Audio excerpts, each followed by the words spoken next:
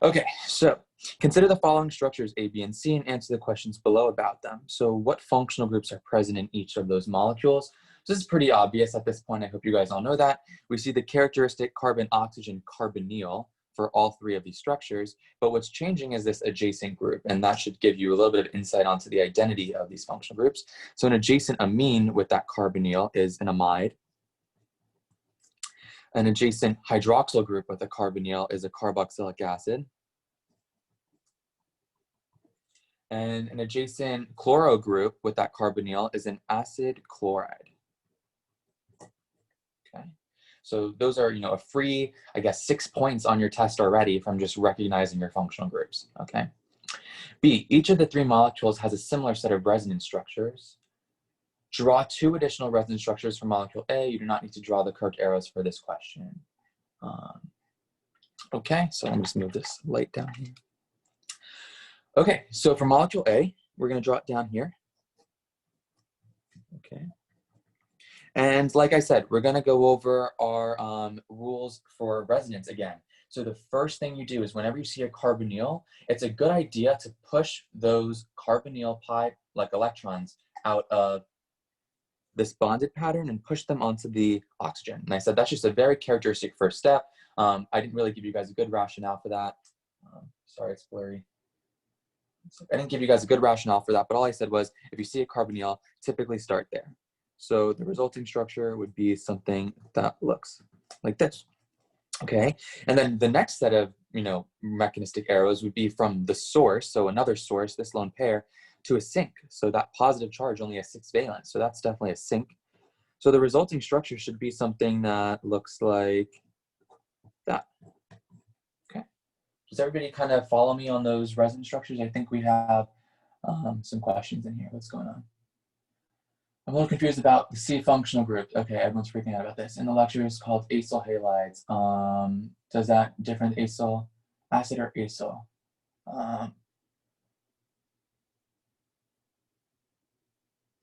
You can say either. Okay, I see. Everyone's just kind of confused about acyl versus alkyl. Is that what everyone's freaking out about?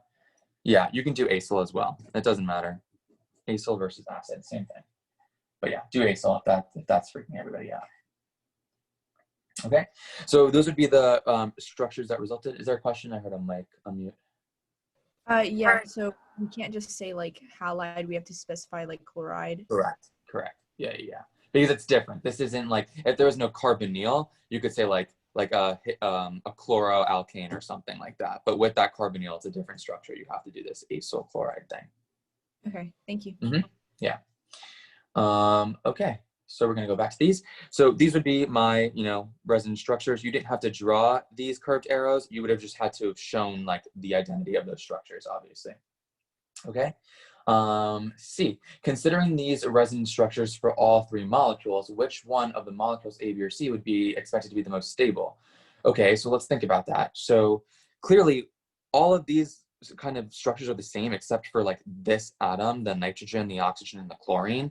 So out of these 3 structures, what is changing then? So it would be the positive charge on a nitrogen, oxygen, or chlorine. And if you don't see that, I'm gonna do this real quick.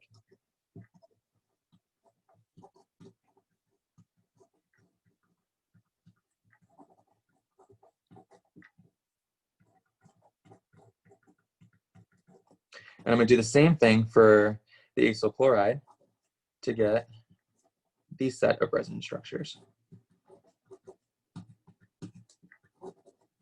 And do this really fast, and I'll load this up. So you can see it's the exact same things for everyone, but just what's changing in this last set of structures is where that positive charge is located. And we said, let me grab my periodic table. And we said back in our last sessions that the more electronegative, the better you are for accommodating that negative charge. Okay, so out of chlorine, nitrogen, and oxygen, the more electronegative you are, the better you are to accommodate that negative charge. Okay, but we have positive charges, so we should think the opposite. We want something that's not electronegative. So out of nitrogen, oxygen, and chlorine, which one is the least electronegative? It's the nitrogen guy. So that tells me that this is the more stable one, more stable. So C. Okay, and the rationale for that is you can say the positive charge on a nitrogen atom is, I guess, better than a positive charge on an oxygen or a chlorine atom, if that makes sense. There are more people joining, and I think I had a question going on in here. Let's see. Only looking at EN, not atom size. Yeah, I'm only looking at electronegativity here. Yep, that's true, Blair. Is more stable structure same thing? Yes, exactly. So is the more stable structure the same thing as the major contributor? Or I guess out of this blue column, which one would be like the major contributor? You know, and clearly the nitrogen is the best one. Okay, so that's the parallel.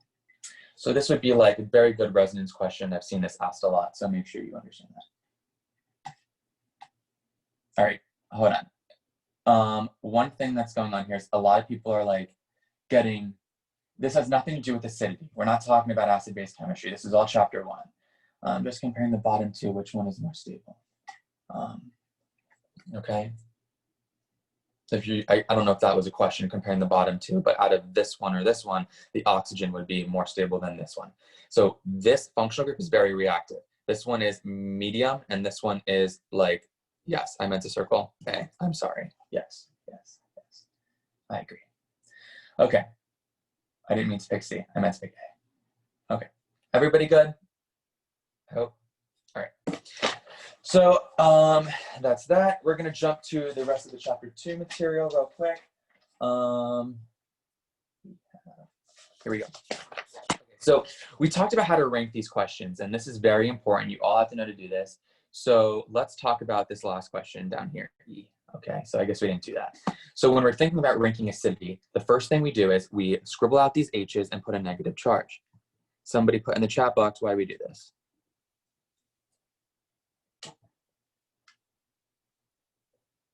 What does scribbling the out? Great, that's the conjugate base. Conjugate base, I see it, I love it. Okay, so that makes sense. So these are all acids, and then I throw base at it, which means I remove an H and I put a negative charge. So that's the first thing you always do. Scribble out the H, put a negative. Then, now look at the identity of that atom that holds that negative charge. Across the board, I see all oxygens, so this isn't going to change at all, okay? At all, in terms of like how I'm going to rank these. Then what I need to look at is what are these bromines and fluorines doing? And that's clearly the inductive effect, okay? They're pulling electrons out of or across space. So we said that refrigerator example, the closer we are to that fridge with that magnet, I'm gonna be attracted to that magnet. But if I'm all the way across the room, I'm not gonna be attracted to the fridge. So the closer that inductive group is, the more stable that negative charge can be.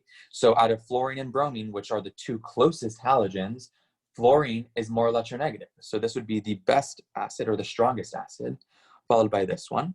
And then this bromine is one more carbon away, so that would be 2. And this one is all the way at the, I guess, orthogonal position, so that would be 1. Okay, so again, just scribble out the H, write a negative, and then just talk to yourself. That's what I do. I just talk to myself mentally and see like how I'm rationalizing these. Yeah, so chapter 4 in the textbook or in your lecture videos is chapter 2 in my workbook. Your workbook just goes completely in order from page 1 all the way through to page 100 and something for this class. Okay, so let's keep going. So I think Brian asked for a question in terms of ranking basicity. So let's talk about 2D, and I think this would be a good example to do because it's multiple heteroatoms. Okay, so even though it's asking for basicity, the reason why I scribbled out and wrote acidity is that's exactly how you want to approach these problems as well. I don't like to think backwards. Thinking backwards confuses my logic. So again, let's imagine that these are all acids, and I'm going to erase the H and put a negative, erase the H and put a negative, erase the H and put a negative, erase the H and put a negative. Okay, so far I see I have a negative on an oxygen, a negative on an oxygen, a negative on sulfur, and a negative on sulfur. Okay, and then clearly I know that a negative charge on sulfurs is better than a negative charge on an oxygen. Why? Well, we talked about the top-down, I guess, organization, and the larger you are, the more, shells that you have, the better you are to accommodate that negative charge. So sulfur is definitely better than oxygen. Okay, so I'm thinking in terms of acidity, these ones are going to be my strongest acid. So let's rank these in terms of acidity. Well, I would think that this one is a 4 because I have this extra inductive effect going on here. And then I would think this is 3 because this is still the sulfur and the oxygen. And then I would think this is 2 because that's oxygen and oxygen. And then this is 1 with no resonance. Okay, but that was acidity. So based on that, you just go backwards. So this is the most basic. This is the least basic. This would be next, and this would be next. Did I do that right? 4, then 3, then 2, then 1. Yep. So that's how it is in terms of acidity. So you just do the exact same thing you've been doing in terms of acidity, but you flip the numbers around. And give me 1 sec. Guys, I'm just checking one thing. Yep. Okay, we got a lot of questions here. Why is the first one 2? The first one is 2 because you go reverse order. You're going reverse order that you numbered it. So if you're doing 4, 3, 2, 1, it should be 4, 3, 2, 1. You see that? So do that again mentally. 4, 3, 2, 1. Okay. Then 1, 2, 3, 4. It's just the opposite of the pattern that you were doing. There's so many questions in these things. It's hard to read these fast. Yeah. If you guys can help answer each other's questions, I think that'd be easier for me because then I could just keep moving on. So feel free to answer people's questions in the chat box. If there's a really big question about something I messed up on, blurt it out so that I know. There's a lot of people in today. All right. So that's how I would do basicity. Okay. So we talked about an acidity example. Here's a basicity example. Do the exact same thing and then rationalize those. Okay. So one more thing I will touch on was make sure you know how to do this example, H. We did this in a previous session. So the difference between electron withdrawing and electron donating, isn't necessarily covered in your class, but I taught it as a very easy way for you guys to rationalize these. So let me just copy these down for a second. I think it's worth going over one more time. And that circle is just an abbreviation for benzene.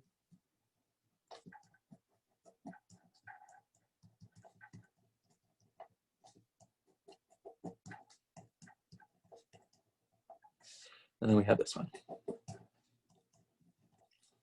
Okay, so we want to rank these in terms of acidity, okay? And this is very important. I would really know how to do these. So I know 107 people don't normally attend my office hours, so if you haven't seen this type of question yet, pay attention here. So in terms of acidity, let's erase these H's and put a negative like we've done, erase these H's and put a negative, erase these H's, put a negative, yada, yada, yada. Okay, then we're going to talk about what stabilizing features do we have that help us, stabilize these conjugate bases. So there's the difference between something called an electron withdrawing group, an electron donating group. And we're not going to go into that much detail, but an electron withdrawing group has no lone pairs. Okay, and I know that doesn't make sense yet, but it will make sense in a second. Electron donating groups do have lone pairs. Okay, and I said the one thing that I would say to memorize for this exam would be, actually two things. It's the ionic values and polar and nonpolar stuff, but it's also the Lewis structure of the nitro group. It's really bizarre, but something you should know. So it's this structure, okay? And notice how the nitro group doesn't have any lone pairs on that nitrogen. So based on these definitions, I'm calling this an electron withdrawing group. Okay, so this would be an electron withdrawing group. And electron withdrawing groups are good in terms of stabilizing conjugate bases. They're good because since they don't have any lone pairs to contribute, it's really just the equivalent of an inductive group. So electron withdrawing groups are inductive groups. So that's just going to pull the negative charge. You can think of this basically as a halogen, like a chlorine, and that negative charge is going to pull the electron density over a large region of space. So this is a good thing. This is a good thing for acidity. Okay, and then I see I have that same arrangement over here, but except this time that inductive nitro group is actually adjacent to that negative oxygen atom. So this is even better than this one. So right off the bat, I can number 4 and then 3. Okay. So then what's going on with this group? Okay, so if you see this methoxy group, I see that I should draw in 2 lone pairs. And based on my definition, that substituent is an electron donating group because it does have lone pairs. So let's think about that rationally. When I can push these electrons in, and there was a pi bond here, and I'm pushing that pi bond, over here. But these are all negatively charged electrons. So what do you think is the consequence of these 2 electrons coming close into contact? And that's a bad thing. Those are repulsive forces. That's not a good thing. So these electron donating groups are bad. okay? Because it's repulsive, or, you know, it's repulsive. It's not a good thing, okay? Even though there's resonance, it's a different type of resonance. It's a repulsive type of resonance, okay? So that's not good. So then that means that this one is really the weakest because that's not stable at all. So this one would be 1. And then the intermediate could be 2. Okay, so these are typically the harder ones with the benzene stuff. But again, just do electron withdrawn versus electron donating. That basically means look for that substituent. Does it have a lone pair or not? If it has a lone pair, that's a bad thing. It's destabilizing. And if it doesn't have a lone pair, it's stabilizing because it's inductive. Okay. Is that always for benzene? Yes. Is that the only way to resonate the structure? No, there are many different ways you can resonate. But that's the key one. That's the key one I'm talking about right here, because you see pushing these negative electrons close to that negative charge was what I was trying to show you. All right, so that was another example of ranking these. And then we're gonna move on to, again, I'm just breezing through this. So we briefly talked about, you're definitely gonna have this type of question where we give you like a molecule with a whole bunch of protons, and you need to identify which proton is the most stable. Okay, so by that, let's just pick, I don't know, let's pick E. Just pick E. I don't know, just pick that one. Okay, and if you look at E, you see that we have a proton here, a proton here, a proton here. So let's scribble out those H's and put a negative, scribble out those H's and put a negative, scribble out those H's and put a negative. Okay, so first thing you want to do is look for the identity of that atom. So oxygen, oxygen, sulfur. Okay, so I'm already thinking that the sulfur one is better. Okay, but then I have to ask myself another thing. Is there resonance possible? I know resonance is like that all-time be-all for it being the most like stable, because we can spread that negative charge. And you know, this negative on that sulfur does not have any resonance possible. So this is definitely not the most like acidic proton. Okay, when I'm over here, when I remove that H and I put a negative on the oxygen, okay, that's good. And I definitely see resonance. And what is that contributing structure? So I'm going to draw this for you guys, because this is actually kind of tying in major contributor. And what's happening is, if I draw this structure, R just means the rest of this molecule, if you guys are confused. Oops, yep. Oh, not positive, sorry. And then here we have a sulfur and a negative. So you see that this at least contributing structure has a negative charge on the sulfur, okay? But then if you do the same thing for this guy, R, and you push these electrons in, push those out, your resulting structure would be something that looks like. So the difference between, you know, this set of resonance structures and this set of resonance structures shows that you have, you know, partial negative charge on the sulfur, which is good. And then here you have partial negative charge on just 2 oxygens. So since there's a little bit of sulfur here, that makes it a little bit better. So clearly this one would have been the most acidic proton. So you just have to talk to yourself. You know, you really just have to like rationalize all that. Okay. Let me see what's going on in here. Okay. No, guys. Okay, so I see people are getting confused with the oxygen and sulfur thing. No, sulfur is better to accommodate that negative charge because it's below the periodic it's below oxygen on the periodic table, so it's larger. Remember, you have a larger sphere. When it's top and down, okay, guys, top down, it's size. Left to right, it's En, electronegativity. Okay. Give you an example, but choosing the most basic atom.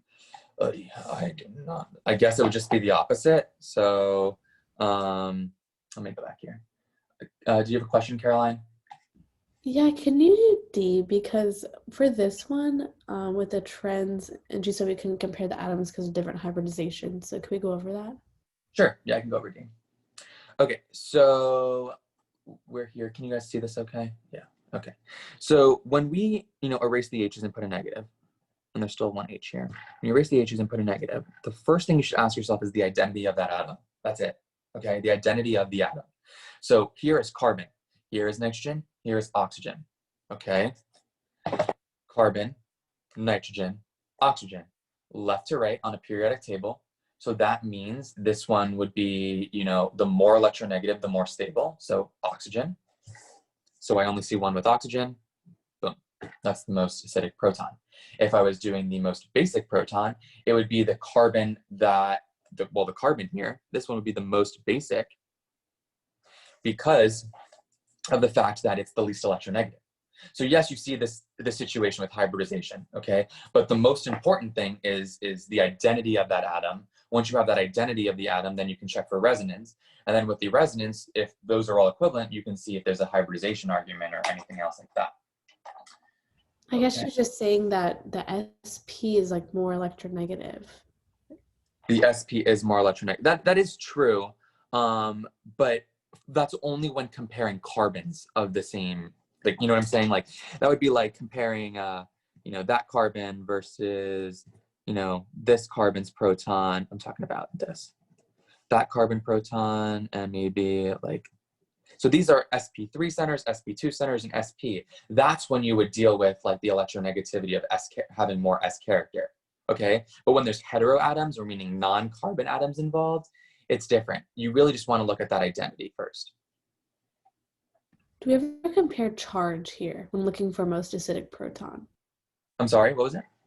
Do we ever look at charge when comparing or finding most acidic proton? Yeah, I mean, if you have like we have this example, water, hydroxide, hydronium, and these are all the same species, just protonated in different forms. And we said that the more positive character you have, the more acidic you are. So yeah, so the charge definitely does tell me a little bit about acidity. Okay. All right, let's keep moving because I have a lot to cover with you guys. We're going to talk about quickly some mechanistic steps and equilibria. Okay.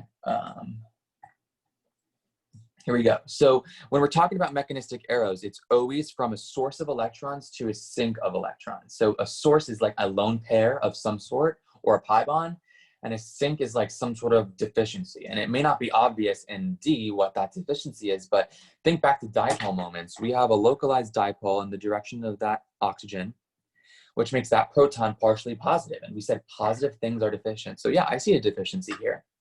And then that's a source of electrons. Actually, there's two. Okay, so then what you can do is you draw from a source to a sink. And we talked about why these bonded, these sigma electrons, sigma bonding electrons, are retained on the oxygen, and they are because, you know, that dipole moment is showing that the oxygen is more electronegative. So it makes sense that those electrons in the bond are retained by the oxygen. So the resulting structures would be this protonated conjugate acid now. So this would be just neutral, I guess. And then you would have this salt over here. Okay. And I'm just going to put lithium as a spectator. You don't have to write lithium here, but it's there.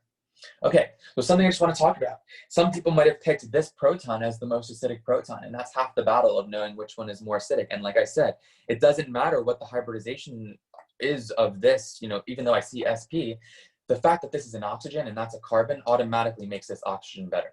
Okay, so maybe that should give you guys a little bit more insight. Okay, and then when you're talking about, you know, equilibria, where does that equilibria lie? You always are going to lie to the side that forms the more stable of products. And that just kind of makes sense to me. Like, you always want to form more stable things in the world. You don't want to form like high energy things. Like that's reactive and that's not good. You always form the more stable things. So how do I know which one's more stable? Well, here I see I have a negative thing and here I see I have a negative thing. So let's compare, you know, maybe this base and maybe this base and see which side is more stable. Okay, so we see we have a negative on an oxygen and a negative on a nitrogen. Okay, so a negative on the more electronegative thing is good because there's more protons here, left to right. And I also have extensive resonance with this benzene and this, you know, sp alkyne. So yeah, this side is definitely more stable than this side because of what we just proved right there. So that means my equilibrium is going to lie to the right.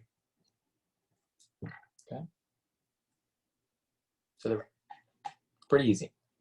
And that's all without knowing any pKa's. All right. Yeah, no, we're doing definitely one more. This is like the stuff that I didn't get to finish, so we're gonna do a couple more of these. Okay, so let's just do E real quick. So for E, we see that we have this negative charge, so this source, okay? And we see we have that proton. So again, that same argument, that must be the sink, okay? So if this sink, you know, this is that dipole moment, okay? So we see that. So this lone pair is going to grab that proton, and then that electron density is going to be retained by the oxygen. So the resulting structure is going to be this deprotonated alcohol, okay, with that sodium salt nearby. And then you're going to have a protonated carboxylic acid now. Okay, so now let's compare, you know, both of our bases again. Let's compare this structure with this structure to see which side is more stable. Well, here I have a negative oxygen. Here I have a negative oxygen. Okay, so that's not telling me anything. But here I see I have a carbonyl. That tells me I can resonate with it. This one tells me I can't resonate. So since I can resonate on this left side, this must be the more stable side. So that means that the equilibrium is now actually towards the left. You see that? It's really easy. I don't think it's too bad. I don't know any pKa's. I've never memorized any pKa's. Okay, I'm just gonna work through like the rest of the sheet, honestly, because there's a lot of good examples on F, G, H, and I. So I'm gonna do the rest of these 4. Yeah, don't worry about it. I'm gonna do all these. Okay, so F, okay? So for F, again, we see we have a source of electrons right here. We see that we have a sink, that same dipole argument exists, okay? So this source is gonna grab that proton, and then that electron density gets retained. So the resulting structures are gonna be a benzene with this sulfur, and that circle again is just an abbreviation, it's shorthand notation, and you get that structure. Okay, so these 2 things. All right, so now again, compare the bases on both sides. So here I have one base, here I have another base, and now I'm seeing which one is better. Well, is a negative on a sulfur or a negative on an oxygen better? The sulfur is better because it's bigger on the periodic table right here, okay, in terms of oxygen. So it's better able to accommodate that charge. So again, the right side is the more stable side. Okay, that's that one. All right, G. Okay, so G is tricky. We haven't actually done an example of G. And we see we have, this is nitric acid. Okay, so back to Gen Chem. I mean, you don't have to know this, but again, knowledge is power. So the more you know, the better. Back to Gen Chem, there were 6 strong acids that you're probably told. And it was like sulfuric acid, perchloric acid, nitric acid, like there's a whole bunch of, I think like hydroiodic, hydrochloric, like hydrobromic acid. All those are strong acids, okay? So when I see that, I know this is clearly gonna be the acid. And this one's clearly gonna be my base. And if that's not obvious why this is my base, let's draw a resonance structure and see why. So I know I have on this kind of like acid anhydride 2, also know that that's an acid anhydride. I see that I have this carbonyl adjacent, so I can kind of just show this quick resonance structure to prove to you guys that look at that oxygen atom. That oxygen atom now has a full negative charge, and what we said bases were they were some source of electrons. So now it makes sense that this is a basic species. You guys have all the knowledge in your brain. You definitely do. It's just a matter of piecing it together. Of like, if you don't know like which one's my acid and my base, you know resonance. So maybe draw resonance and just like try and figure it out, you know? Like don't just give up automatically. So then I see that I have a negative charge. That makes sense. So maybe the real, in terms of mechanistic arrows, which I'll do in red, it's a source of these electrons, so maybe a lone pair, grabbing that proton, and then that nitrogen retaining the electrons. Okay, so the resulting structures would be, you know, just this nitrate anion, and then you're going to get a protonated carbonyl on this acid anhydride. So that would be something like this, a protonated carbonyl. All right. So then when we're talking about rationalizing where the equilibrium lies, there's a difference here. We don't really have 2 negative charged things, okay? So before, if you look, D, E, and F, these were easy. This is like my most ideal situation on the test. If you guys were to get a negative on the left and a negative on the right, there is no thinking. It's like literally like what you already know in terms of like rationalizing acidity. But when you don't have that, we have to think about some other trends we know. So in terms of acidity, we know that the more positively charged something is, you know, like I showed here, the more positively charged something is, like hydronium, the more acidic it is. Okay, so when comparing now acids then on the left and the right side, I see that I have nitric acid, and then on this side, I see I have this positively charged acid. So based on that logic, this is like the strongest acid, and the rule that I'm going to tell you right now is the equilibrium always lies away from the stronger acid. So this would be to the left, and I'll write that out. EQ always away from strongest acid, okay? And that was a different rule. So we didn't get to talk about that in any of the other office hour sessions. So when you see the bases and there's 2 negative things, one on the left and one on the right, easy, no thinking. Just do the rationalize which one's more stable, and that's where the equilibrium lies. When you don't have that, you have to maybe compare the acids. And if you are comparing the acids, you see that the more positively charged based on that trend, that logic, you know, you always shift away from the stronger acid, okay? I think I have a lot of questions going on here. So stronger So it's stronger because it has a positive charge. Yes. Could you go over again why the proton attaches to one of the carbonyl oxygen instead of the middle oxygen? It could also do the middle oxygen for G. You could argue either one. But I like to show that it's the carbonyl one because of this resonance structure. A full negative charge is better to grab those protons than this neutral oxygen, even though it has lone pairs. We can't compare the bases here. I mean, like, you could. You could do that. You can do these any different way. You can totally, that's fine, Caroline. You can do that. A negative oxygen. It's actually a negative nitrogen. Yeah, so when you're comparing a negative nitrogen and the negative oxygen, I mean, this is neutral. So honestly, no. I don't really like, Caroline, I don't really like that one of doing the bases here. I like the acids better. How do we know right acid was stronger? It's more positive charge. All right. Thank you guys for like helping out with answering these questions. It's easier for me to move on. All right. So H is tricky. So H is imidazole and this is sulfuric acid. This is a component of a lot of your amino acids in your body. But this would be a question where Dr. Peterson or Dr. Havenich would give you pKa values, okay? So I do not memorize pKa values and I just do this logic and I always get the acid-based questions right. You can memorize them if you want and you'd be able to like get this right definitively like without getting pKa values. But like I said, let me show you an example real quick. On the test, if it's too complicated, where something like imidazole is there, we would do something like, I can't find a sheet of paper that I want. Give me one sec, guys. It's right in front of me. It would be this example. Oh no, I'm sorry, I'm flipping everywhere. Here we go. So if you look at this critical thinking question, we wrote hydronium is -2 and aspirin's -8. This would be a very similar situation that you guys would get on the test because this is not easy to do without pKa's.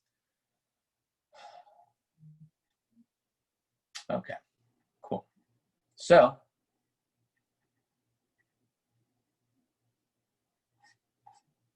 here we go.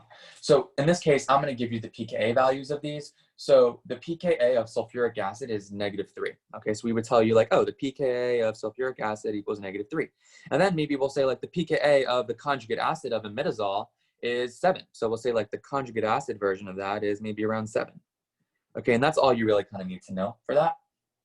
Okay, so how do I know what like pKa really means? And this is the logic. I don't know if you guys are really mathy people, but I like math. I think it kind of explains a lot of things. So let's say my x-axis is Ka and my y-axis is like your acidity or whatever. I'm sorry, your y-axis is your pKa.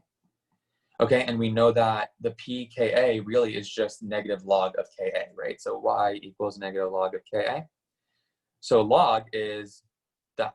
Log is this. You see that? That would be a log. Negative in front means it's that. Okay, and this is an asymptotic at like -1 or something. Who cares? The point is, as long as you have the general picture of that graph, this should like literally make sense. Just imagine like this curve. So Ka stands for acidity. You know, the higher your Ka constant, the more acidic you are. So follow this. The more I increase on the x-axis, or the more acidic I am going, the lower my pKa value is. Do you see that relationship? As Ka increases, pKa drops. So the lower your pKa, the more acidic you were. Okay? So if this is the more acidic pKa, and you know this would obviously be on the right side, the conjugate acid of that, it would be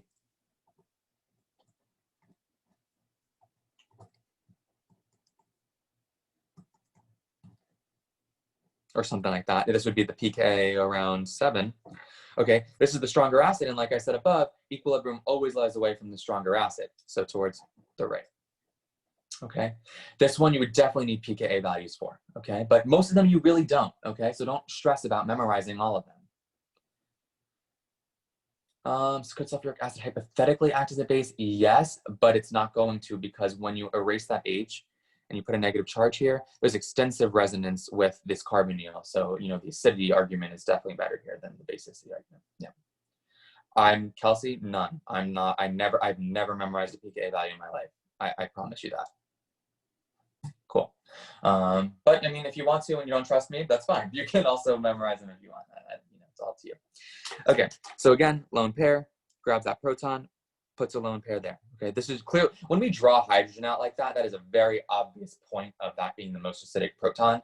Also, if you didn't know that that was the most acidic proton, think about why. Erasing the H and putting a negative charge shows extensive resonance with this carbonyl and that carbonyl. Okay, so that's why it's the most acidic. So the resulting structures would be, you know, and this is an orgo-2 reaction. You guys will see at some point. But for now, we're just going to talk about acid base with it. And the result is that protonated, you know, methoxy group. So you now have methanol. Okay. So now comparing the negative charge on the right versus the negative charge on the left, you see that you have a negative charge on the oxygen, okay, versus the carbon. And typically the oxygen is better. But why is the carbon better? Well, the carbon is better in this case because we have resonance. And when you draw those resonance structures, you actually get partial charge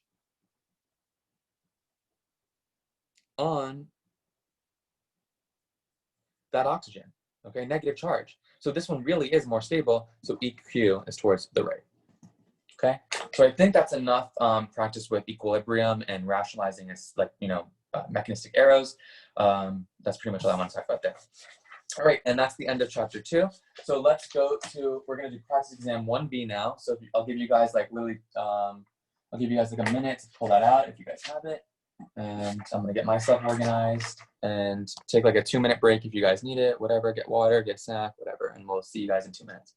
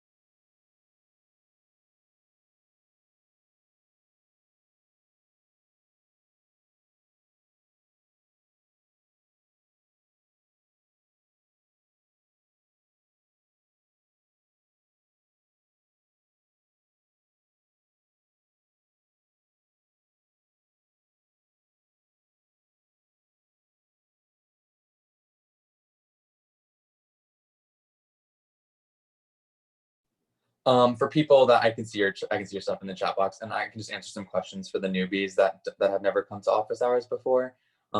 Yes, I typically post these on YouTube, but I post them like towards the end of it, like towards the end, right before your exam. So like, even if you, like, they will be available, but like you saw, like they were posted like the weekend before the exam. So typically it's best to attend like live, obviously, and get your questions answered. I normally don't have 100+ people in it. I normally have around like 50. So it's a little bit more manageable, honestly. That's why I'm going faster today, because I also like want to do this whole practice exam and cover the old acid-base stuff we never finished. So yeah, I typically do not go this fast. I typically go decently fast, but not as crazy as today's going. And yeah, I typically just work out a whole bunch of questions and answer people's questions overall. Yeah. Okay. I hope everybody's back and ready. We are going to start with this practice exam, and this is good. This is what I like to do, you know, right before the exam. If you guys go through this, like go through this test, and you guys are just getting my logic, not necessarily getting them right, but if you're getting the logic that I'm saying, you guys will be good. Like if you're leaving here and you're like, I have no idea what Steven's talking about, you do have some work to do, okay? And then just kind of keep it real. That's how I'm honest with you guys. Do not memorize electronegativity values. You guys will get them on the periodic table. You'll get a Pauling scale of electronegativity, and check for polarity of bonds. Yeah, it's the top right corner of the periodic table. That's the most electronegative. Okay, so here we go. Let's get started. So the first questions are functional groups. So label the circle with functional groups in the structure below. Make sure to include the functional group classification if necessary. Okay, so A, I see a carbon, oxygen, carbon bond, ether. B, I see carbon, nitrogen, carbon bond. That's an amine, okay? And remember my phrase about remembering what to classify. So amines are amines, and alcohols leave you hungover, so don't forget to classify them. So an amine, this would have to be how many carbons are attached to that nitrogen. There are 1, 2. This would be a secondary amine. C is going to be an acid or acyl chloride, whatever you guys want to call it. I always call it acid chloride, but acyl chloride would be just as fine. And that's your free 6 points. Acyl's fine, whatever, or acid, it doesn't matter. Yep. No, Blair, do not do alkyl. That's the exact opposite. So alkyl would be that without the carbonyl. You can't do that. No, good point though. Good point you asked that. Okay, so that would be alkyl. It has to be acid or acyl. B. Okay, so we're gonna do where are those lone pairs? Like where are they in each of these structures? So we have to check for resonance, okay? And we obviously count areas of electron density. So we have 1, 2, 3, 4 areas of electron density. I'm thinking sp3. Do I see any resonance possible? No. So if there's no resonance, they're stuck in hybrid orbitals. So D is definitely in an sp3 orbital. Okay. E. Okay, E looks like furan. Actually, we have one of those examples in the book. But anyway, so there would be 4 areas of electron density. 1, 2, 3, 4. So we're thinking sp3, but is resonance possible? Yeah, resonance is totally possible. I can push those lone pairs in here, push those pi electrons out and make another lone pair. So the resulting hybridization scheme would be, I'm going to draw this maybe over here.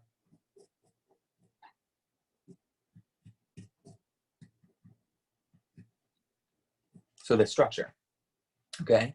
So now we can see that we have, 1, 2, 3 areas of electron density. So that electron, maybe we called E is a p orbital, okay? And then by proxy, now we're talking about this one after resonance for F. Can this one resonate even more? And you would think yes, because we could push this pi bond out as another lone pair, but we can't, because when we do that, we get a structure. I know this is sloppy, but when we get that, we get a structure that looks like this. And what would be the hybridization of that oxygen then? That would be an sp center, because there are 2 areas of electron density, and sp is 180 degrees. Can you be 180 degrees inside of this ring? Absolutely not. So you're kind of limited to resonance only once. So then by proxy, if this one was a p orbital, this one had to be sp2. And on the test, you could have vice versa E and F, p versus sp2. You could put E as sp2 and F as p, as long as one is the other. Okay. G. So G, same situation I just talked about. Like you would think you can resonate based on like the pattern of electrons, but you can't, because you would get 2 pi bonds next to each other, and that's 180 degree geometry, and you can't. So this is 1, 2, 3 areas. So this must be in an sp2 orbital. Okay. H. So again, we see we have 1, 2, 3, 4 areas. We're thinking sp3, but we can donate those lone pairs into that chain and force these out. So the resulting structure is, something that looks like this. Okay, so something like that. And then you see that we have 3 total areas, 1, 2, 3. That's sp2. So yeah, if that lone pair could move and resonate, that's definitely in a p orbital. I know it's sloppy and crazy, but that's how I go through it. All right, and I think we have a question here. Could you explain G again? Yes, so that's like this example over here with this example. You can resonate, you think you could resonate, right? Based on like the fact that you can push these pi bonds out. But we're not going to be able to, because the resulting structure would be 2 double bonds next to that nitrogen. And that would be an sp center, and sp is 180 degree geometry. Can you be 180 like a line in this ring? No way. So that's the answer. All right, let's go to C. So we're talking about orbital overlap. So right now you guys have 11 points. Okay, you have an 11%. So that's nice. 11%, easy. C. Given the molecule below, provide the orbital overlap. Okay, so again, here we have a carbon with all these hydrogens, and here we have a carbon with these hydrogens. So if there's 4 groups on each of those carbons, which there are, then each one is sp3. Okay, so that means that I would be carbon sp3 overlapping with a carbon sp3. Okay. J. J is clearly a nitrogen and a carbon bond. Okay, and in J, we see that we do have the possibility for resonance either to the right or to the left. It doesn't matter, so I'm just going to do the left here. And the resulting structure you could see is here there's 4 areas, so we would think originally sp3, But after resonance, it's a double bond and then 2 single bonds. So that's 3 areas, or that's sp2. So we know the nitrogen is sp2, and then that carbon can't resonate. So that carbon is sp3. So J would be carbon sp3 with nitrogen sp2. Okay. So for K is going to be a carbon-hydrogen bond, and that carbon is, sp, based on the 2 areas of electron density. And the hydrogen, we said, is only 1s, and the reason it's only 1s is because hybridization isn't possible with hydrogen. There's only one atomic orbital. It's the 1s1, okay, 1s1 orbital. So there isn't any other like 1s1, 2s2, 2p, like you only have one orbital, so you can't hybridize with anything else. Okay, so it's carbon sp with hydrogen 1s. So for L, we see we have 2 carbons, and those are sp2 carbons. So the sigma bond is going to be carbon sp2 with carbon sp2. But the pi bond is going to be the leftover p orbitals. So we can just say 2pz or 2pz, and it doesn't matter if I said z, y, or x, as long as they have the same, geometric orientation. It does not matter the order. It does not matter the order. Why does J not have carbon sp2? It doesn't have carbon sp2 because the J carbon has another hydrogen here. So there's 8 electrons, there's 4 total groups, so it's sp3. This is the hybridization video, Blair. This would be the hybridization video. Chapter 1, I think, review, it should be. Yep. Okay, D.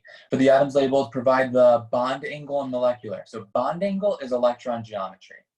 Molecular geometry is Vesper theory. Okay, so the first thing we want to do here, so now we're at another 10%, so we have 21%, okay? So you guys should feel pretty confident, honestly. And like I said, I honestly didn't say this at the beginning, but to be completely honest with you guys, Orgo only gets harder from here. And exam 1 and exam 2 really don't talk much about Orgo in terms of like reactions. So the exam 1 and exam 2 is your opportunity to buffer yourself really nicely, because typically the averages on exam 3 and 4 are in the D range. Not trying to say that to scare you, but like that's just the reality. And it's typically A's, like A's and B's for exam 1 and 2. So like make sure you guys really get this now, because that's not don't be so down about that. I'm just being honest. Like this is your chance to do really well. And like if you do well and you buffer yourself now, you're gonna be fine, when it comes to like later in the semester. Don't be sad. Don't be sad. Please stop. Don't. D, for the atoms labeled, provide the bond angle and molecular geometry.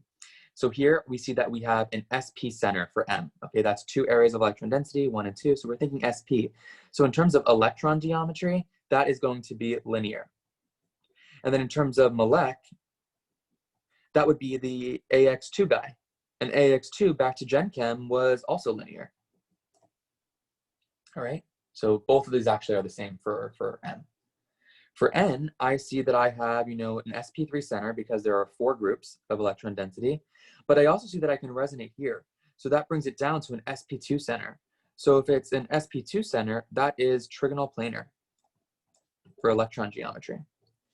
And then for molecular geometry, it's going to be AX3. So if it's AX3, it's also trigonal planar. Okay. So in this case, N, both of them match up. Okay, O. So O is going to be this sp3 center. Okay, there's no resonance possible. So for electron, it's tetrahedral. And then for molec, it's going to be AX4. And AX4 is also tetrahedral. So again, these are both matching up again. So for P, we see that we have an sp3 center again, because we have 4 areas of electron density, no resonance possible. So this would be, for electron geometry, tetrahedral. Okay, and then in terms of molecular geometry, that would be AX2, tetrahedral, which is, did it say for bond angle? Oh, I'm sorry, I'm not even telling you the bond angle, I'm sorry. So 180 would be for linear, tetrahedral is 109.5, tetrahedral again is 109.5, and the trigonal planar guy was 120. I'm sorry, we were supposed to say that. Yeah, you do not need to say AX2 or AX4 or anything like that. I'm just saying that to like show you where I'm getting those from. And then this one would be AX2E2, which tells me bent. Okay, so all you need to say is, here 180 linear, you would say 109.5 tetrahedral. You would say 120 trigonal planar. You would say 109.5 bent. Okay, so that's how I would do these. Yep, cool. So it's another 8 points. So now we're at, I don't even know, what are we at, 29? So we're at 29%. That's good. I think that's awesome, pretty fair. Okay, E, using an arrow, show the direction of the molecular dipole moments. If none, rate none. Okay, so again, we have a localized dipole moment here, a localized dipole moment here. Let's do vector addition. So let's put this guy, this one, head to tail. So we're gonna put that here and draw my resultant. So it's directly up. Here, same thing. There's a dipole, dipole, and a dipole here. So putting all those together, you get one big net dipole moment up. Okay. Here you have a fluorine down there. Here you have a fluorine down there. If you were to put this guy on top of this guy and drew your resultant down. Okay.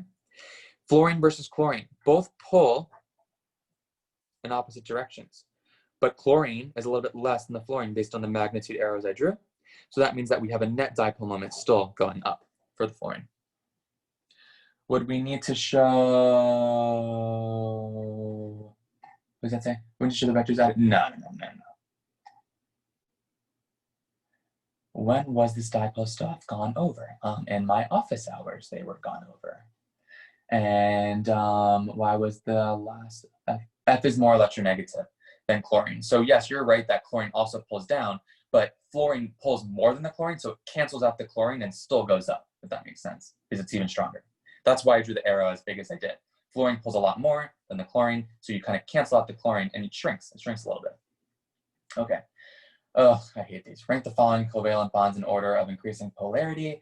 Okay, so you would have the electronegativity table on your test, and you would have to subtract the values from each I guess thing. But you can this is kind of obvious. Even if I didn't have the table, I would still be able to rationalize which ones are more polar, because you see that oxygen is clearly, like, out of all these atoms, oxygen is clearly the most electronegative.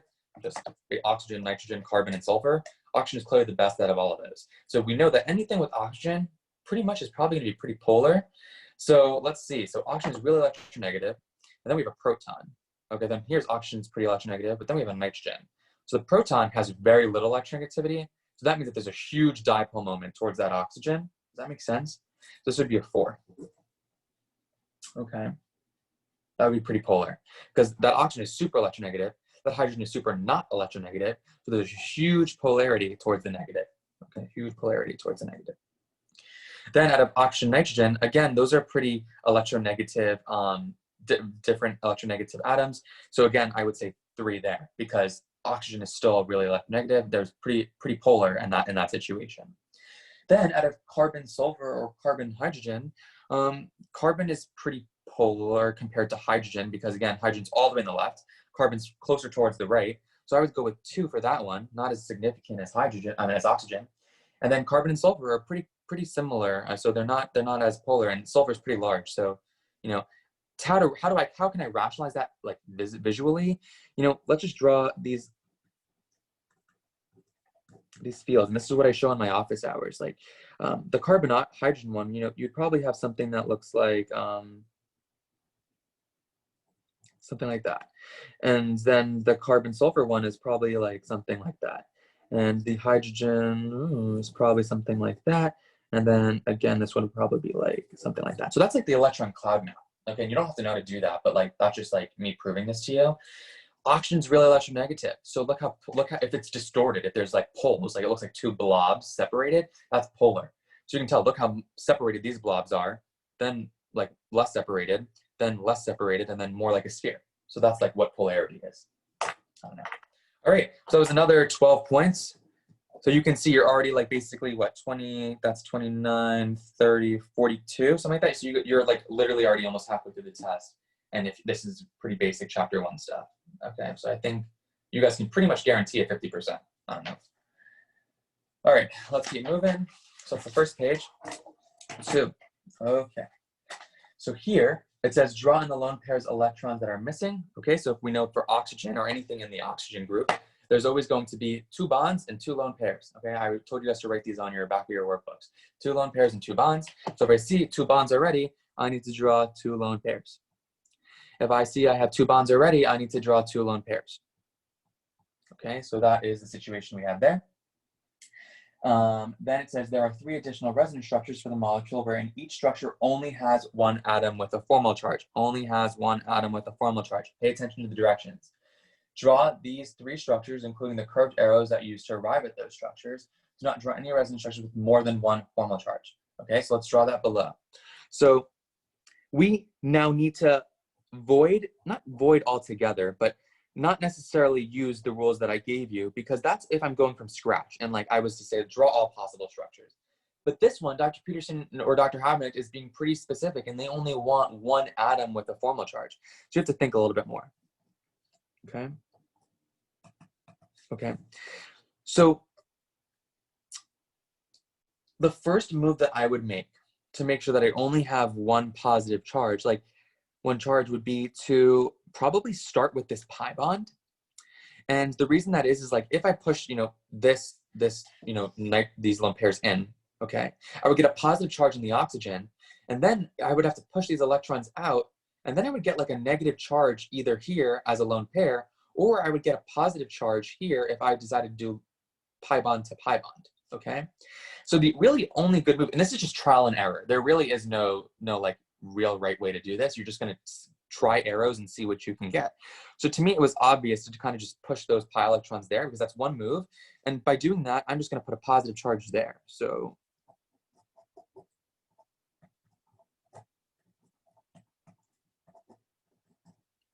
okay, so that's kind of obvious.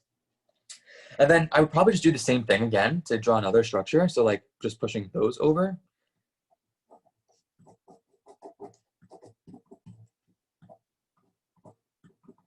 Okay, so something like that, and then you get a positive charge there.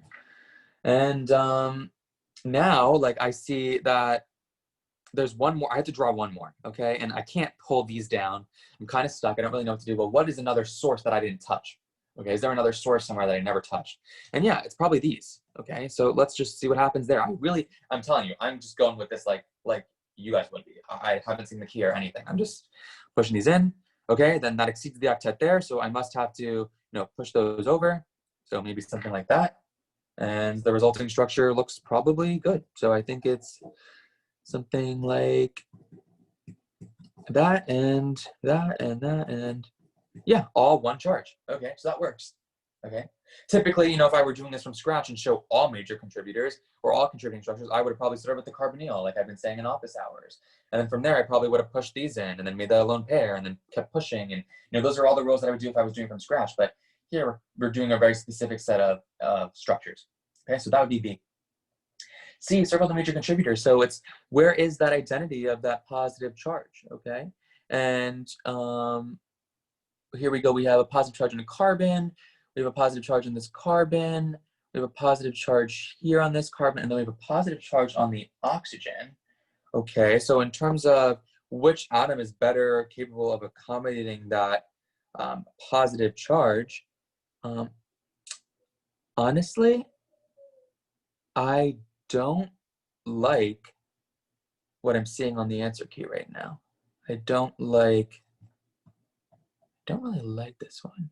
Yeah, but I'm gonna pick this one anyway because there's a reason behind that. What I was looking at first was, okay, I see that I have, positive carbons, okay, and then I have a positive oxygen. The first thing I was thinking was electronegativity.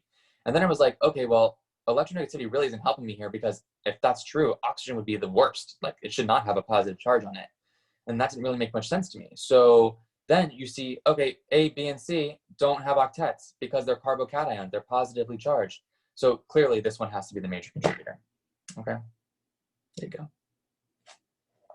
So my first thing was literally looking at the identity. I was thinking electronegativity, but that wasn't the case. Okay.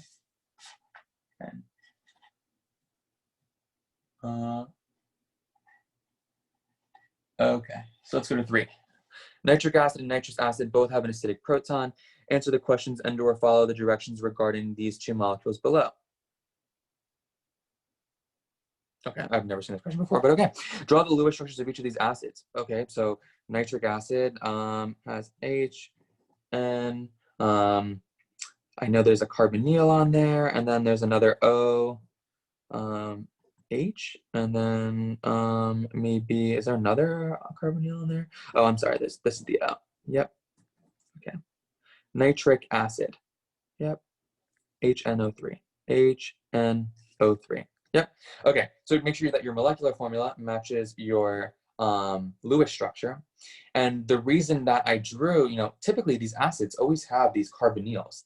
And the reason they have these carbonyls is because, like we said, like once they deprotonate some proton, you can resonate with those guys. So it's very obvious that your acids typically, Lewis structure-wise, are going to have some sort of carbonyl that you can resonate with after. And I don't know why I drew this. I'm sorry, I didn't draw that in there. Okay, so that's the first one, and we would get a positive charge here because of that. There are 4 bonds, and nitrogen likes 3 bonds in 1 lone pair.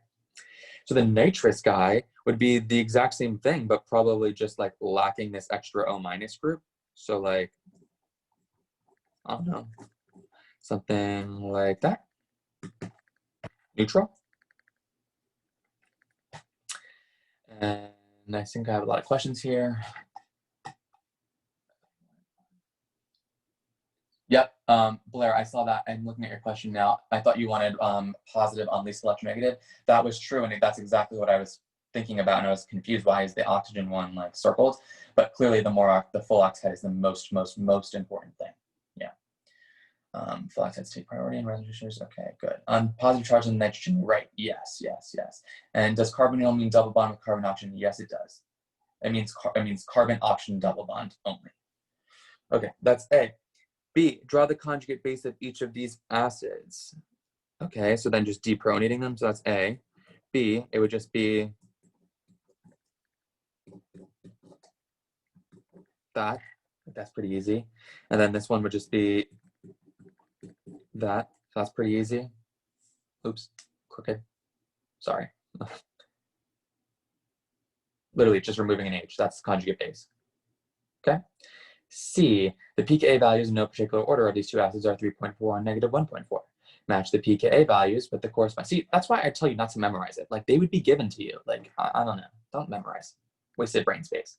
Match the pKa's with the corresponding acids. So we said pKa is the negative log of Ka. That's Ka. This is pKa, and that's the graph, negative log of X. Okay, so that's, I literally just remember that short little graph. So as increasing acidity, my pKa goes lower. So this would be the stronger acid.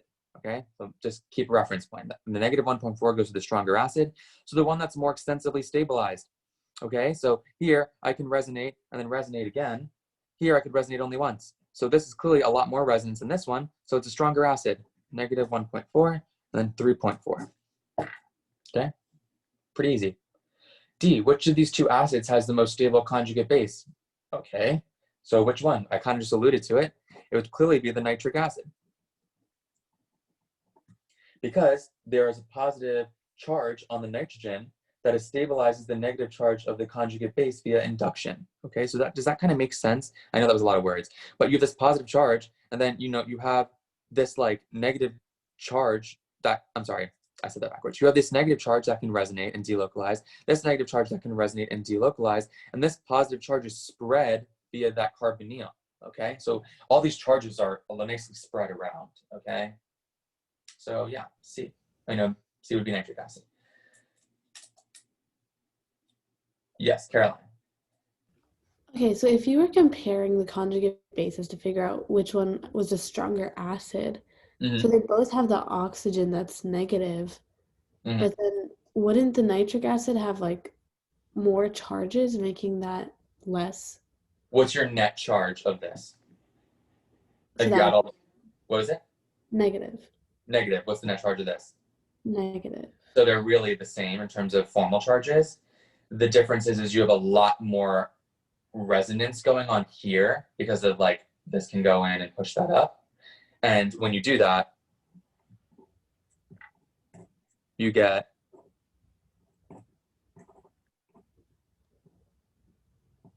these structures, and you're like literally pushing everything around. And then you can do the same thing and push, these out. And it's just this, oxygen atom that's close by also spreads that positive charge out. So like the formal charges are really the same here. It's just now there's more spreading in this I guess conjugate base than this one. That's really what you have to use here. Right. So I guess Because wouldn't like having more like charges in resin structure make that less stable and a stronger acid? Yeah, so the criteria is like the smallest amount of net formal charge. Okay, so like that's B. So I guess the A would be like full octets. B would be like, okay, did I minimize net formal charge? Okay, so -1 overall versus -2 overall. And then C would be like, is there, you know, that charge like separation? So that would be something going on here. But what overrides all of those things is the fact that there's so much more resonance going on in this structure that it just beats it. And like if you look at her key, she talks extensively about resonance being like their main reason there. Okay, so if like we went through the trends, we know that both have the negative on the O, and Correct. then we go to resonance. Exactly. Okay, Okay. thanks. Yeah. All right, let's keep going. We're doing great, and we're almost done, honestly. Okay, so 4, methamphetamine. It's really easy to actually, I shouldn't say that. It's not easy to make crystal meth, but like it looks like a pretty easy mechanism. So you can take methamphetamine and just shoot a whole bunch of hydrochloric acid at it, and then you get the crystal form of methamphetamine, which is crystal meth. If anybody's watching Breaking Bad, like this is kind of the molecule. It's pretty cool. All right, methamphetamine can be converted into that crystal meth form through that acid-base reaction. Sabrina, you like not crystal meth. I shouldn't say that. Sorry, take that back. You like Breaking Bad. Sorry. Okay, so draw the products of this reaction, includes charges and lone pairs as necessary. So again, source to sink. So this is some sort of deficiency, negative charge there, LOL, right? Yeah, and there's this lone pair that grabs that proton, and then that electron density gets retained on the chlorine, okay? So then the protonated version of methamphetamine is now the crystal meth that we're talking about. If I get to teach Orgo 2 next semester, like typically, like I do, like, but we haven't, honestly, like a year I haven't done it, but typically I do teach Orgo 2. And I have another workbook for Orgo 2. It's a green copy of it. And there's a lot of like fun questions like this in there. So it makes it a little bit more enjoyable. And then we get the chloride. Okay, so those would be the 2 resulting products and the mechanistic arrows. Okay, anybody have any questions on that? I think it's pretty easy. And then we drew the mechanism, so that's B. And then, oh, I guess this should be C. Which direction does the equilibrium of the reaction lie, left or right? So again, you know, we talk about comparing typically bases, the negative charge guys, but I don't see that here. And then now I have to compare, I guess, acids. So remember, the equilibrium always lies away from our stronger acid, okay? So out of this acid or this acid, which one is stronger? Okay, typically you think the more positively charged, the more acidic, but remember back to Gen Chem. There are 6 strong acids: hydrochloric acid, hydrobromic acid, hydroiodic acid, nitric acid, perchloric acid, sulfuric acid. So this is definitely one of the 6 that you know that the strong acid completely dissociates. So your equilibrium is going to be towards the right. Okay. Does the conjugate acid on the right have a protonated amine? Yes, it does. Has a protonated amine. That's awesome. You can say that. That works. Okay, good on 4? Not too bad. So the questions look hard, but they really aren't. Like, we're not going to give you anything that's like way beyond your realm of possibility. I love when people say wait. It's like, stop, please, halt. Wait on the earlier question. You did the opposite. Yeah, but did you hear my explanation for that, Michael? Like I said, typically, the more positively charged, the more acidic you are, and you're going to be like away from it. But that doesn't hold true in this case, because here we have one of the really, really strong acids that you should know from Gen Chem: hydrochloric acid, hydrobromic acid, hydroiodic acid, perchloric, nitric, and sulfuric acid. Those are your 6. Okay, so this is clearly, even though if I don't know my pKa's, I just knew that was a fact. I need to go back and remember those 6 acids. I mean, yeah, it's pretty important. Here, I'll write them out. They're pretty easy. Like,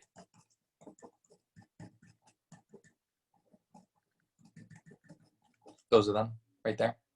If you want to take a screenshot or something.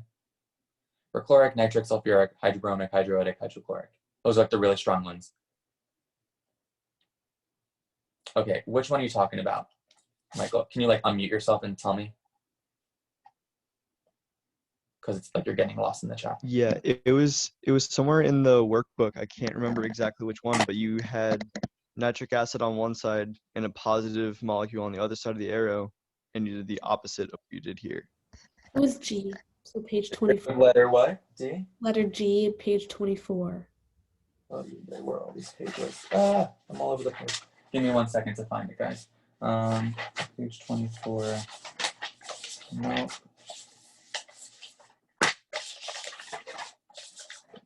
I'm looking.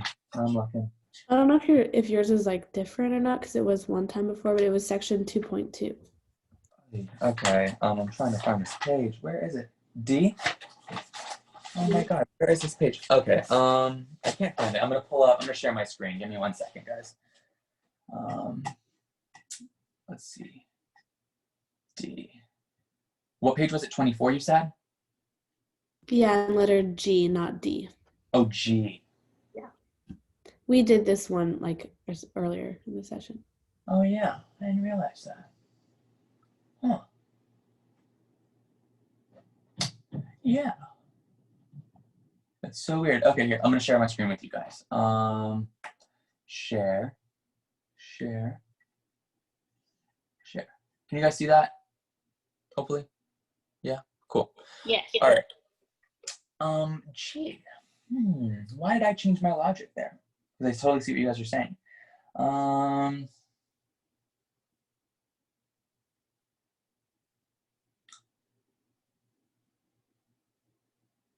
Okay. Interrupt, but what you said before, like I wrote down a note, was that the conjugate acid had the positive oxygen, and that was why you said that. Yeah, and I'm still gonna stand by that. So here, you guys can see, I hope you can see my mouse, but the positive on the oxygen was the reason that we're dissociating here. That nitric acid, it goes actually back to the problem we just did, so you know what that Lewis structure looks like. I think part of the reason why, and I'm hoping she would give you pKa's for this, the reason why it's still to the right for the methamphetamine example is when you generate that chloride, that Cl minus, it's here, and I'll stop sharing. So when you generate that Cl, can you guys see this? Yeah, when you generate this Cl minus, it's a full octet. It's a single atom, like a halogen now, that reached its noble gas configuration. So that's a very, very big driving force, like the fact that you now have one singular atom that has reached the noble gas configuration. That's good. But with that, and I'm going to go back to share that screen, when you go back to this one and you see the nitrate, like, yeah, everything technically has its octet, but it's like a big complicated molecule with a whole bunch of charges.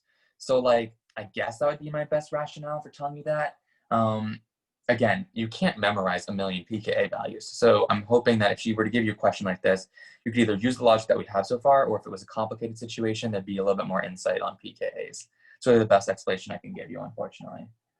But okay, I mean, I would think it has something to do with like this becoming a full octet and the other guy still being charged in the bigger molecule and stuff like that, with resonance. Okay, 5, and then we'll be done.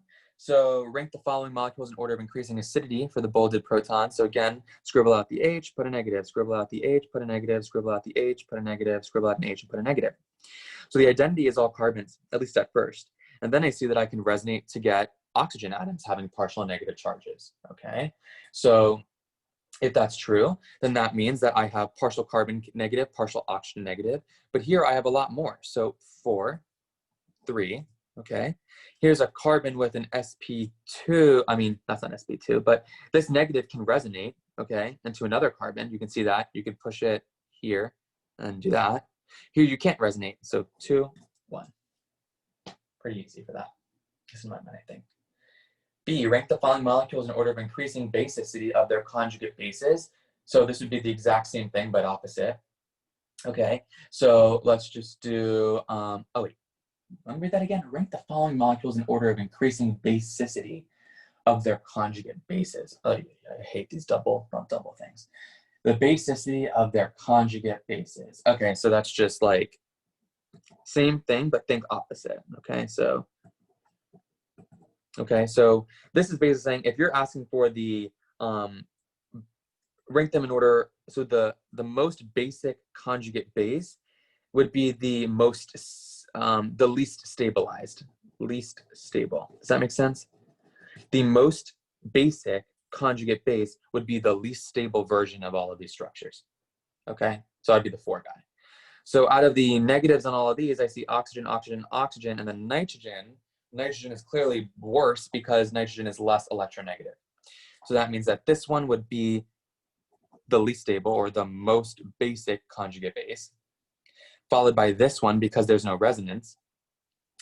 Then this one has resonance possible, and then this inductive group, so but only one of them, so that would be the next least stabilized, and this one would be the most stable because of the 3 fluorine groups.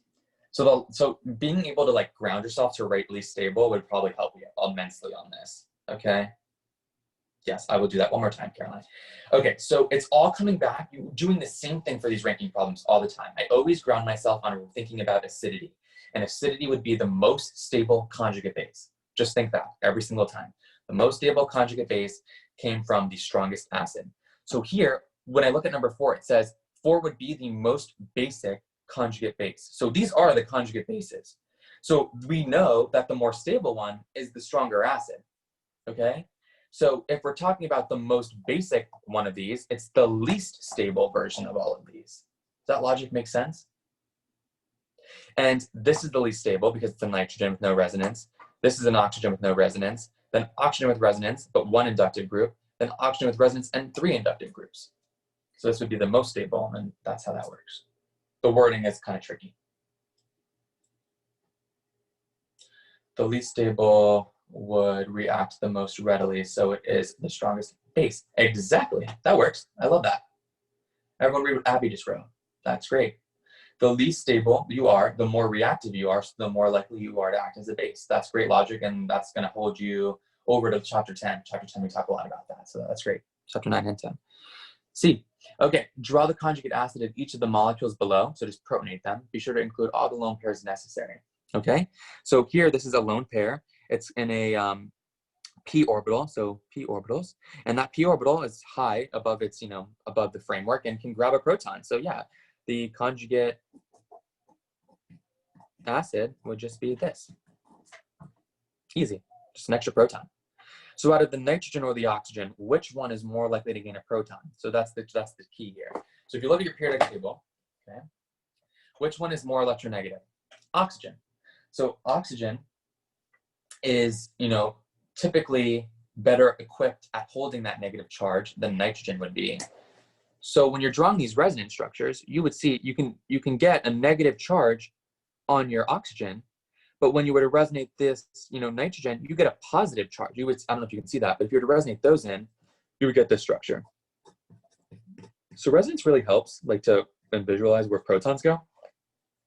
So with that, contributing structure, does it now make sense why nitrogen doesn't want to have a proton on it? It's already positively charged. So the oxygen is going to grab the proton more so than the nitrogen would. So let's go with this.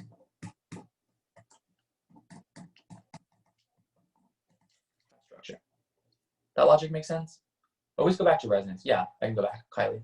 So essentially, when I didn't know, I really don't know. And the only thing I can think to do, you guys have to realize this. You guys are baby organic 1 people. You guys have not even taken your post exam yet. So 3 topics, and I'm not even trying to do that to be patronizing. That's just literally the reality. So to go back to one of those 3 topics if you have no idea what to do. I have no idea what to do, but I know I'm going to add a proton somewhere. So let me just draw resonance structures. So I drew the resonance structure that results from this, and I saw there was partial positive character on that nitrogen. But we're trying to add a positively charged proton onto this structure. So positive doesn't like positive. But we see that we get a negative on the oxygen. So there's negative character here. So this contributing structure shows me that oxygen would really want to have that proton. Okay, so it makes sense. Right? That's my logic. I hope that helps a little bit. No, actually, I don't like that. I don't like that logic. Sorry, Lily. The reason that is because if you're going based off electronegativity, yeah, if you're going based on electronegativity, you would think that the more electronegative thing wants to hold onto its electrons more, not give it to gain a proton. Does that kind of logic make sense of why it wouldn't work? Yeah, perfect. Okay, you should. Great, awesome. Okay, so the next part. So same thing. So I see a negative charge. Clearly, that's going to grab the proton because it's a positive thing. So logic takes you a long way on this test. So proton, done. Okay, it's that one. D, identify, okay, so this is why I told you guys it's important to know Arrhenius and Lewis and those weird 3 definitions. They definitely come up again. So Lewis acid is a lone pair acceptor. And the base would be the donor. Okay, so you would look for Lewis base, you're looking for lone pairs. For Lewis acids, you're looking for positive charges or deficiencies like boron and things like that. So here, this is a deficiency, and this can have lone pairs come into it. So this would be a Lewis acid. This has a lone pair that can donate. So this would be a Lewis base. This has a lone pair that I can donate. So it's a Lewis base. This has a positive charge, it's deficient. So this would be a Lewis acid. Positive is Lewis acid, negative is Lewis base, because the negative indicates that you have a source of electrons. Positive indicates you're deficient and you can receive them. Why is the second one a base? Again, you're looking for lone pairs. Lone pairs tells you Lewis base, no lone pairs tells you Lewis acid. That's just basically your shortcut if you need one. All right, and I think that's it for this exam. Like literally, like it really isn't that bad. Like I don't think so. I hope you guys don't think so either. Can something be both? Yeah, something can totally be both. Let me give you an example of that. Let me think. Yeah. I'm just gonna draw this. Okay, so maybe a molecule like that. Okay, the boron, you know, if you remember back to Gen Chem, boron is, I use this term, boron is the moron. So it can have less than the octet. It could have 6 valence and be happy. So this doesn't have any lone pairs. So this actually can be an acceptor. So an acceptor is this Lewis acid. That's the Lewis acid end. And then this part has a lone pair on the nitrogen. So that could be the donor, Lewis base end. So yeah, if you have 2 different types of functional groups, you totally can have multiple. Would you explain one more time why O would take the H instead of N in 5C? Yeah. So the O, again, from this resin structure has negative charge. Protons or those hydrogen ions are positively charged. So, you know, back to Bill Nye the Science Guy in like 3rd grade, like opposites attract, positives repel, and negatives repel. So if you want a positive thing to come into this molecule, you're attracted to the negative charge. So because of this resin structure, that's why it goes there. And you can't use electronegativity. We talked about that earlier. Okay, I hope that makes more sense, Jennifer. Let me know if that answers your question. Great. So you have to resonate. So you don't have to resonate to solve. Like it's just a tool that you can use to help you solve this problem. There's so many things popping up for number 4, basis.